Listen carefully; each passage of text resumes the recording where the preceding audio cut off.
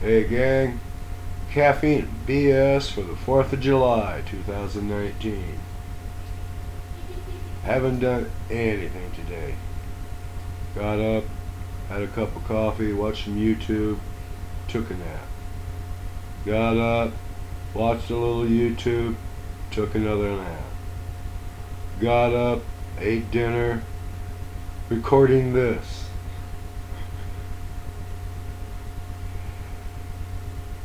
I don't know. It might be the toothache. I got a busted tooth, and the one 2 doors down from it wants to be yanked in a hurry. So the whole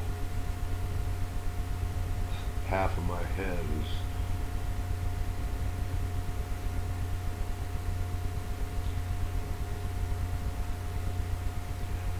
I think I'm going to get out in the shop tomorrow and do a little cylindrical grinding.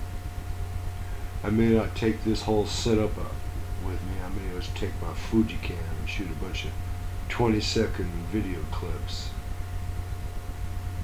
edit them together, and throw on some funny voiceover.